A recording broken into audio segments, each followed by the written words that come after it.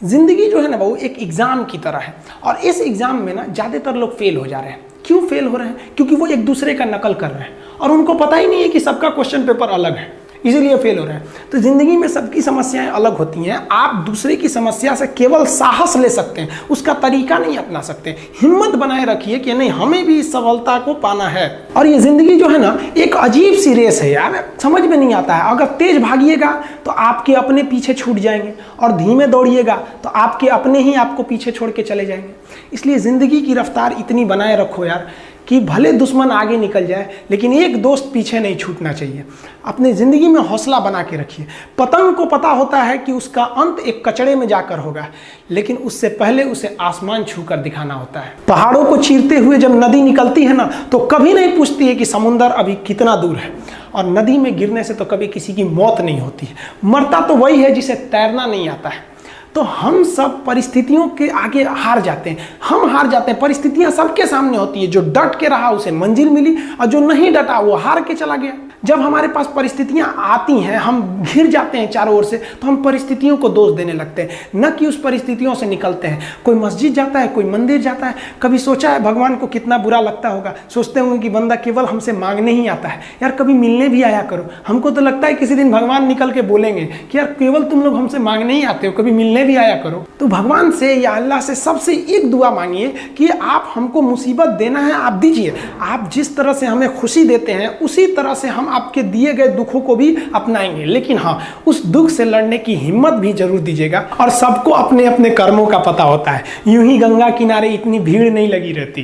देखिए जिंदगी में आपसे भी कुछ गलतियां होंगी, और गलती किससे होती है? जो काम करता है, मेहनत करने वालों से ही तो गलतियां होती है। निकम्मों की तो पूरी जिंदगी निकल जाती है दूसरों में कमी ढूंढते ढूंढते। देखिए सफलता और असफलता में थोड़ा सा का अंतर है। सफलता आपका परिचय दुनिया के सामने कराएगी और असफलता दुनिया का परिचय आपसे करा देगी। इसलिए सफल जरूर होइए।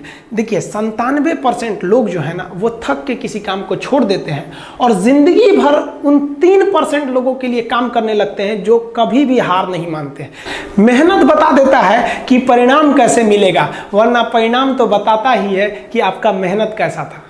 कुछ लोगों को लगता है कि उनके पिताजी बहुत पहुंच वाले हैं, दादाजी बहुत पहुंच वाले हैं, तो उनकी बदौलत हमें कोई काम मिल जाएगा, कोई जॉब मिल जाएगा। तो कोई ये बहुत बड़ी बात नहीं है।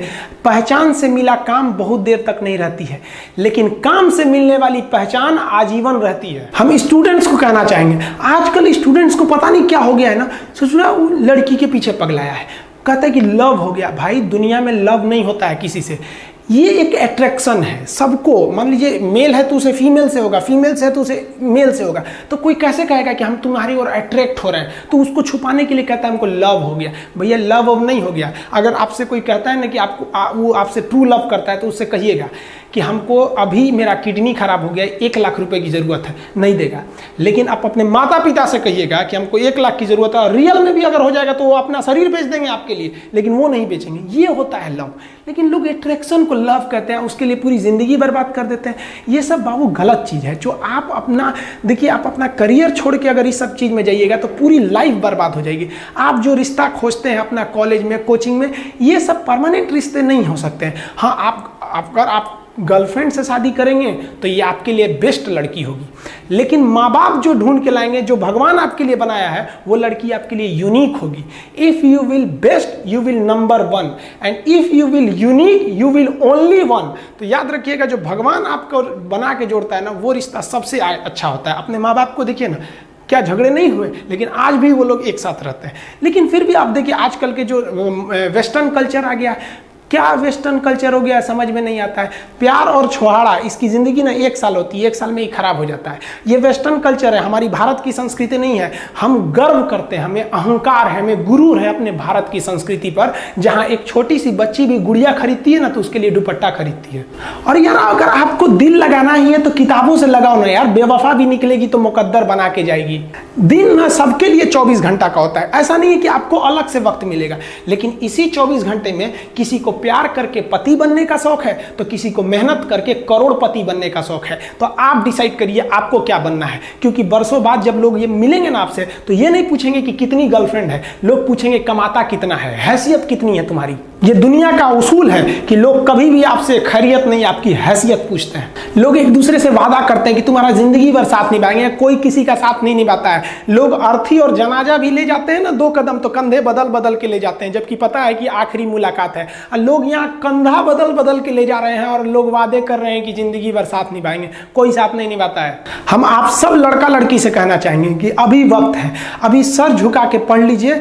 वादा है आपसे कि जिला में सबसे ऊंचा सर आपका होगा, लेकिन अगर अभी आप सोचिएगा आराम करने के लिए, पूरी जिंदगी आपको तकलीफ उठानी पड़ेगी। अगर आज आप किताबों के दीवाने हो गए ना, तो कल दुनिया आपकी दीवानी हो जाएगी।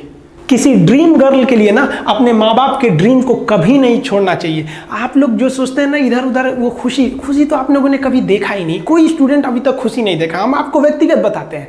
देखिए, खुशी कब मिलेगी आपको? जिस दिन आपको जॉब मिलेगा ना, और जो पहली सैलरी मिलेगी वो भी नहीं खुशी है। जब आप अपनी पहली सैलरी ले जाके अपनी माँ के हाथों में देंगे ना, तो आपकी आंखों में आंसू होगा। आप याद करेंगे कि जिस माँ की उंगलियों को पकड़कर हमने चलना सीखा, आज उसको हमने अपनी पहली कमाई दिया है।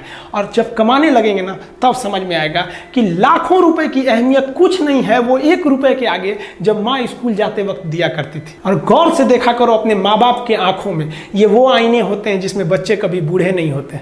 देखिए, जीवन में ना अपने अंदर से अहंकार बिल्कुल निकाल दीजिएगा। अहंकार बहुत ही खराब चीज है। कहते हैं कि अहंकार में इंसान को इंसान नहीं दिखता, छत पे चढ़ जाओ तो खुद का मकान नहीं दिखता।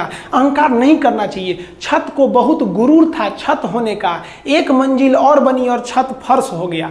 अहंकार कभी नहीं कीजिएगा।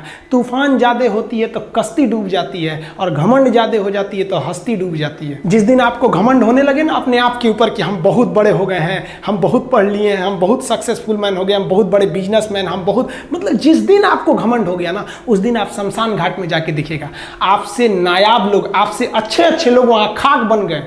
दुनिया में ना किसी से जलन नहीं रखनी चाहिए। देखिए, माचिस जो होता है ना दूसरे को जला देता है, लेकिन कभी माचिस को देखें वो खुद को भी जला लेता है। अतः अगर आप दूसरे की बुराई करेंगे, दूसरे के पीछे रहेंगे ना, तो इसमें आपका लॉस होगा। और अगर आपकी कोई बुराई कर रहा है ना, तो आपको खुश होना चाहिए कि आप आगे बढ़ रहे हैं। बुराई उसी का लोग करते हैं जो आगे बढ़ रहा होता है। जो पहले गिरा हुआ है उसकी लोग क्या बुराई करेंगे? और जब भी आपकी कोई बुराई करे तो आप उसे सहज स्वीकार करें, और आप उसे प्रूव मत कीजिए कि हम ये नहीं हैं। हम लोग गलती क्या करते हैं स्टूडेंट लोग, कि प्रूव करने लगते हैं। नहीं, आपको अपने आप को इंप्रूव करना है। अगर कोई गलती हो गई है, आपको कोई बुराई कर रहा है, तो आप उसको सहज स्वीकार कीजिए। जिस दिन आपके अंदर अपनी बुराई सुनने की क्षमता आ गई, यकीन मानिए आप सफलता के दहलीज पे अपनी पहली कदम रख दिए उसी दिन। लोहा जो होता है ना, उसे कोई नहीं तोड़ सकता है, लेकिन उसी लोहे के अंदर का जो जंग लग जाता है ना, धीरे धीरे दीमक की तरह उस लोहे को खदड़ते जाता है। इसलिए अपने अंदर अहंकार को मत लाने दीजिएगा। लोग कहते हैं ना कि अहंकार बुरा है। जीवन में हम जो अनुभव किए हैं, अहंकार से भी खराब चीज होता है गुस्सा। देखिए, अहंकार उत्पन्न ही नहीं होगा जब तक आपको गुस्सा नहीं आए। आप ऐसे नॉर्मल बैठे हैं और आप किसी से कहिएगा कि तुम्हारी क्या औकात है, जब तक आपको गुस्सा ना आए। तो अहंकार एक पेड़ है और गुस्सा उस पेड़ का जड़ है। इसलिए गुस्सा जिस दिन आया उस दिन आप बर्बाद हो जाएंगे। किसी भी व्यक्ति को बर्बाद कराने के लिए सबसे जरूरी है गुस्सा दिलाना। आपको पता है, लोहार जो होता है, लोहार वो जानता है कि लोहे को हम ऐसे नहीं मोड़ सकते हैं, बहुत ही शक्तिशाली है। इसलिए लोहार ना इस लोहे को ना आग में डाल के इसे गुस्सा दिलाता है। जब ये गुस्से से लाल हो जाता है ना, तो जहां गुस्सा आया आप अपनी ताकत खो देते हैं, और ये लोहा अपनी ताकत खो देता है, और एक मामूली हथौड़े के चोट से लोहा मुड़ जाता है। तो जिस दिन आपको गुस्सा आ गया, समझ जाइए कि आप अपनी ताकत खो रहे हैं। जब हम जन्म लेते हैं तो जन्म से ही हमारी जीभ रहती है, और मरने तक हमारे साथ जीभ रहती है, क्योंकि वो बहुत ही नरम रहती है। उसे गुस्सा वो बहुत हार्ड नहीं होती है। लेकिन जन्म लेने के बाद दांत आता है, और दांत काफ़ी कड़ा होता है, और मरने से पहले ही दांत चला जाता है। यानी अगर आप नरम रहेंगे तो काफ़ी लंबे समय तक रहेंगे, और जहाँ हार्ड होंगे आप वहीं आपका पतन चालू हो जाएगा। इंसान 3 साल में बोलना सीख जाता है, लेकिन उसे क्या बोलना है ये सीखने में उसे पूरी जीवन लग जाती है। शब्दों का इस्तेमाल बड़ा सोच समझ के कीजिएगा। ये आपके माँ बाप के दिए गए परवरिश का एक सबूत होता है। अतः आप अगर किसी से अपशब्द बात करते हैं तो सभ्य व्यक्ति आपको नहीं कोसेगा, बल्कि आपके माँ बाप को कहेगा कि इसे संस्कार नहीं सिखाया। ये शब्द जो होते हैं हमारी परवरिश का परिचय करा देते हैं। शब्द का इस्तेमाल भोजन की तरह करना चाहिए। जिस तरह से भोजन को बनाने के बाद थोड़ा सा चख लिया जाता है, उसी तरह शब्द को दूसरे के सामने बोलने से पहले एक बार जरूर चख लीजिएगा।